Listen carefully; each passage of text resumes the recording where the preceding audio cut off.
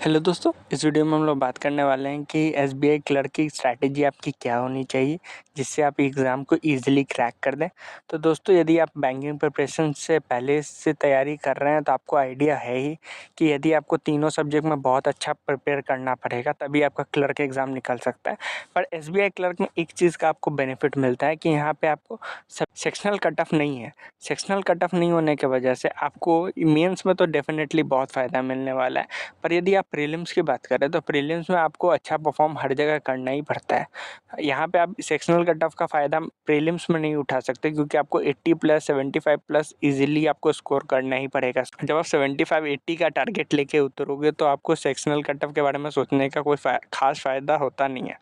तो आपको एक चीज़ समझना पड़ेगा दोस्तों, आप एक मॉक दीजिए और आप ये एनालाइज़ कीजिए कि आप कहाँ पे हैं अभी। तो किसी भी प्लेटफॉर्म का एक मॉक दे दो और मॉक दे के आप एनालाइज़ कर लो कि भाई अभी कहाँ पे हो, कहाँ कितना मार्क्स अभी आपका आ रहा है। कि इसके बाद एनालिसिस से हमें पता चल जाएगा कि हमें कौन से सब्जेक्ट पे ज़्यादा ध्यान देना है और कौन सा सब्जेक्ट को आप थोड़ा कम ध्यान दे के भी काम चला लोगे। ठीक है दोस्तों, यदि सबसे पहले बात करें तो मैं बात करना चाहूँगा क्वांट का। तो सबसे पहले दोस्तों हम लोग क्वांट की बात करते हैं। क्वांट में सबसे अच्छा परफॉर्म करने का इकलौता तरीका है कि प्रैक्टिस करने की ज़रूरत है। यदि आपका अर्थमेटिक ख़राब है तो अभी आपको अर्थमेटिक के लिए मैं आपको बस यही रेकमेंड करूँगा अर्थमेटिक के लिए कि आप अभी जो भी मास्टर क्लासेस होते हैं मैराथन टाइप के जो सब्जेक्ट वाइज, तो चैप्टर बाइज चैप्टर आप मैराथन क्लासेस कर लो। जैसे परसेंटेज के कर लो, सिंपल इंटरेस्ट, कंपाउंड इंटरेस्ट, इन सब के, या टाइम स्पीड एंड डिस्टेंस, इस तरह के मैराथन क्लासेस करके आप इस तरह के मैराथन क्लासेस से आपको बहुत फ़ायदा हो जाएगा और आपके क्वांट में अच्छे स्कोर हो सकते हैं। इसके अलावा जो वन लाइनर है उसके लिए तो आपको प्रैक्टिस करने की ज़रूरत है। मैं आपको बस यही बोलूँगा कि अभी आप ज़्यादा से ज़्यादा प्रैक्टिस पे ध्यान दो और यदि आप ज़्यादा प्रैक्टिस पे ध्यान दोगे तो आप देखोगे कि आपका रीजनिंग में भी मार्क्स इजीली सुधरने लगा है। तो आप एक चीज़ तो एकदम कसम खा लो कि आज से डेली एक मॉक है और सेक्शनल जो होते हैं सब्जेक्ट वाइज वो ज़रूर दो। तो रीजनिंग के लिए तो आप सेक्शनल भी दोगे ना तभी आपका फ़ायदा हो जाएगा, क्योंकि रीजनिंग में आपको मोर और लेस कंसेप्ट पहले से पता है दोस्तों।